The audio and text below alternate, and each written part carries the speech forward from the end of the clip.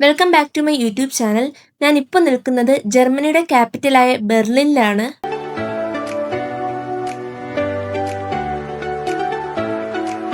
Dresden ഹൗപ്റ്റ് ബാനോഫിൽ നിന്ന് Berlin ഹൗപ്റ്റ് ബാനോഫിലേക്ക് ഏകദേശം 2.5-3 മണിക്കൂറാണ് ട്രെയിനിൽ യാത്ര ചെയ്യാനുള്ളത്.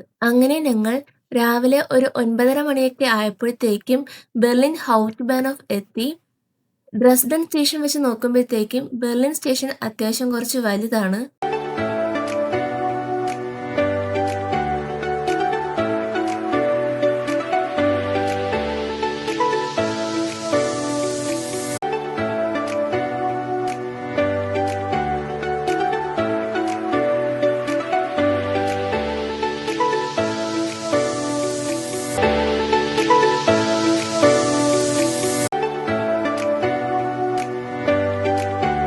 ബെർലിൻ ഹൗപ്റ്റ് ബാനോഫിൽ ഇറങ്ങിയ ശേഷം ഞങ്ങൾ നേരെ പോയത് പോട്സ്ഡാമർ പ്ലാറ്റ്സിലേക്കാണ്.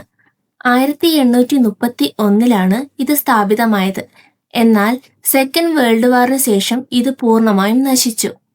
1961 ബെർലിൻ വാൾ പണിതപ്പോൾ പോട്സ്ഡാമർ പ്ലാറ്റ്സ് രണ്ടായി മുറിഞ്ഞു.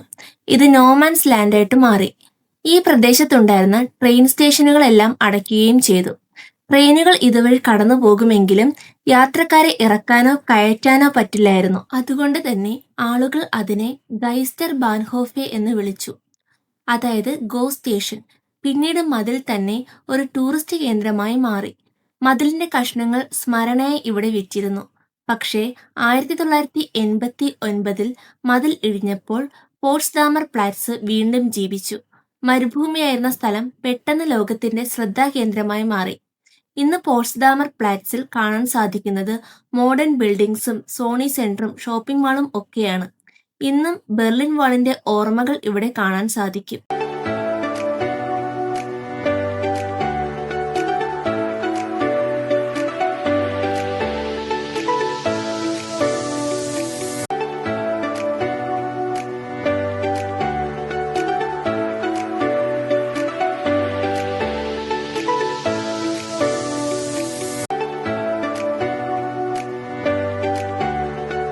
ഞാനിപ്പോൾ ഉള്ളത് ബെർലിനിലെ മെമ്മോറിയൽ ഫോർ മർഡേർഡ് ജൂസിലാണ്.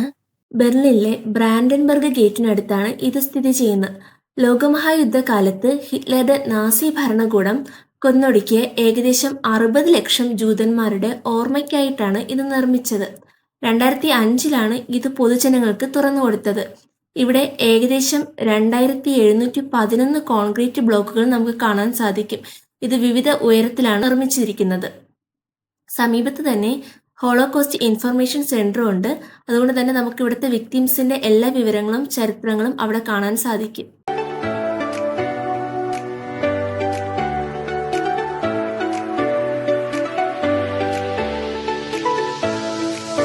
ഞാനിപ്പോൾ നിൽക്കുന്നത് ബെർലിനിലെ ഒരു ചരിത്ര സ്മാരകത്തിനടുത്താണ്. ബ്രാൻഡൻബർഗ് ഗേറ്റ് 1788 നിർമ്മാണം ആരംഭിച്ച് 1791 ഇതിന്റെ നിർമ്മാണം പൂർത്തിയാകുന്നത്. ഈ ഗേറ്റിന്റെ മുകളിലായിട്ട് ഒരു ക്വാഡ്രിക പ്രതിമയുണ്ട്. 4 കുതിരകൾ വലിക്കുന്ന ഒരു രഥം. ഗോഡസ് ഓഫ് പീസ് ആയ വിക്ടോറിയാണ് ഇതിനെ കൺട്രോൾ ചെയ്യുന്നത്. ഇതിന്റെ ഹിസ്റ്ററി നമ്മൾ നോക്കുമ്പോൾ 19-ാം നൂറ്റാണ്ടിൽ നെപ്പോളിയൻ ഈ ഗേറ്റ് പിടിച്ചടക്കുകയും ക്വാഡ്രിക പ്രതിമയെ പാരീസിലേക്ക് കൊണ്ടുപോവുകയും ചെയ്തു. പിന്നീട് ഇത് തിരികെ കൊണ്ടുവന്നു. കോൾഡ് വാർ ടൈമിൽ ബെർലിൻ വാളിന്റെ അടുത്ത് സ്ഥിതി ചെയ്ത കാരണം ഈ ഗേറ്റ് വിഭജനത്തിന്റെ ഒരു പ്രതീകമായി. ബട്ട് 1989 ബെർലിൻ വാൾ ഇടിഞ്ഞപ്പോൾ ഈ ഗേറ്റ് ഐക്യവും സ്വാതന്ത്ര്യവും റെപ്രസെന്റ് ചെയ്തു. ഈ ഗേറ്റ് ഒരു മാസ് ടൂറിസ്റ്റ് അട്രാക്ഷനാണ്. ന്യൂ ഇയർ സെലിബ്രേഷനും കോൺസേർട്സും പബ്ലിക് ഇവന്റ്സും എല്ലാം ഇവിടെ നടത്താറുണ്ട്.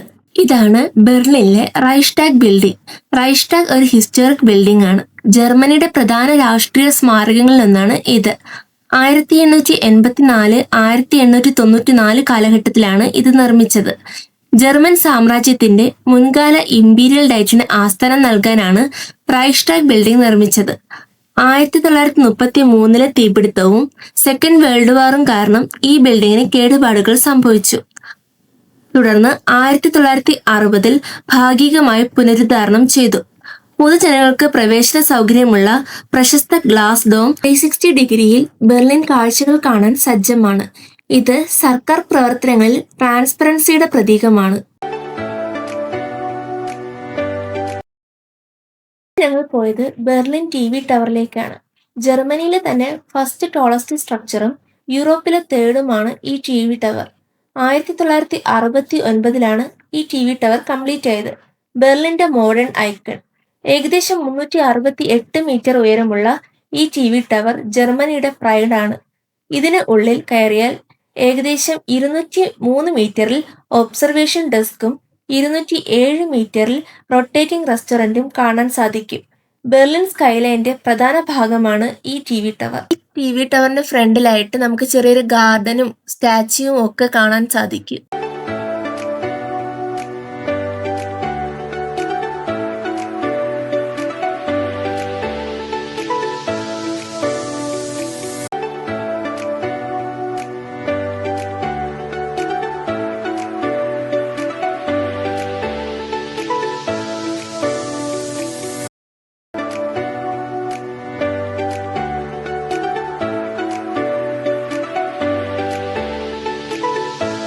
ടവർ കണ്ട് തിരിച്ചു വരുന്ന വഴിക്കാണ് ഞാൻ ഈ ചെടി കണ്ടത്. നമ്മുടെ ക്രിസ്മസ് ട്രീയുടെ ഒരു നാച്ചുറൽ വെർഷനായിട്ടാണ് എനിക്ക് ഈ ചെടി കണ്ടപ്പോൾ തോന്നിയത്. ഇതിലെ ഗ്രീൻ പ്ലാന്റിലെ റെഡ് ഫ്ലവേഴ്സ് നമ്മുടെ ക്രിസ്മസ് ട്രീയിലെ ഡെക്കോർ പോലെയാണ് തോന്നിപ്പിക്കുന്നത്.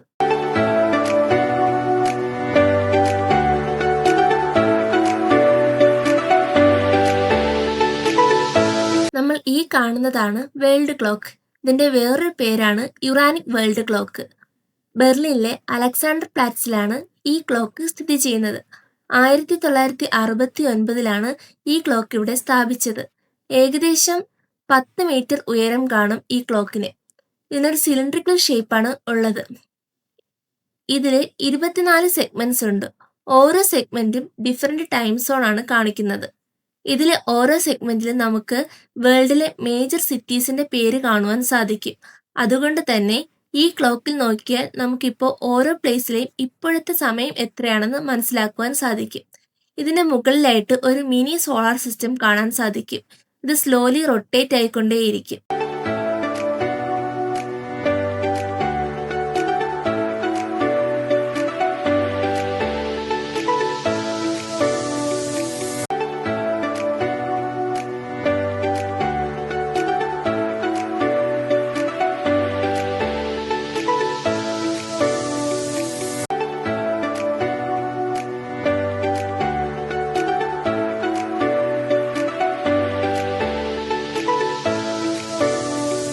ഞങ്ങൾ വേൾഡ് ക്ലോക്ക് കണ്ട് തിരികെ വരുന്ന വഴിയാണ് ഒരു അപ്പച്ചൻ സ്ട്രീറ്റിൽ എന്തോ ഒരു ഇൻസ്ട്രുമെന്റ് പ്ലേ ചെയ്യുന്നത് കണ്ടത്.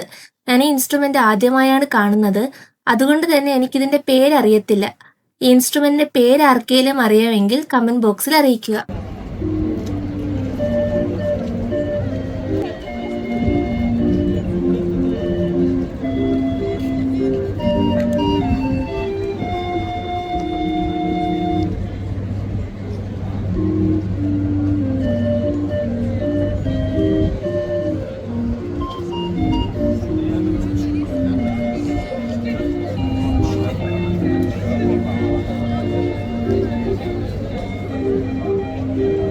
ഈ കാണുന്നതാണ് വിക്ടറി കോളം.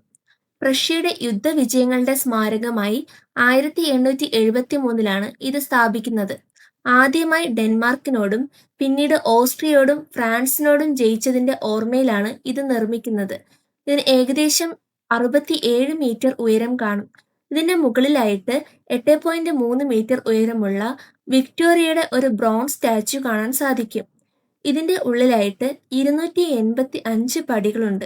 ഈ പടികൾ കയറിയാൽ ബെർലിനിലെ ടിയർ ഗാർഡൻ, ബ്രാൻഡൻബർഗ് ഗേറ്റിന്റെയൊക്കെ ബ്യൂട്ടിഫുൾ വ്യൂസ് കാണാൻ സാധിക്കും.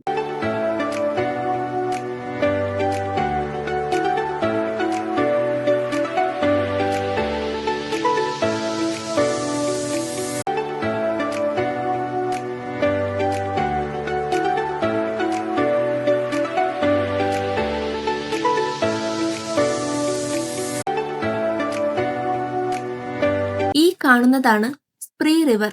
ജർമ്മനിയുടെ ഈസ്റ്റ് സൈഡുള്ള ലുസാറ്റിയൻ മൗണ്ടെയ്ൻസിൽ നിന്നാണ് ഈ റിവർ ഉത്ഭവിക്കുന്നത്. ഈ റിവറിന് ഏകദേശം 400 കിലോമീറ്റർ നീളം കാണും. ഈ റിവറിന്റെ സൈഡിലായിട്ട് ലവേഴ്സ് അവരുടെ ലവ് സക്സസ് ആകാൻ വേണ്ടിയിട്ട് ലവ് ലോക്സ് ഒക്കെ ഹാങ് ചെയ്തിട്ടുണ്ട്. ഞാനിത് ആകെ മൂവീസിലൊക്കെ കണ്ടിട്ടുള്ളൂ. ഇപ്പോഴാണ് ഇത് നേരിട്ട് കാണുന്നത്.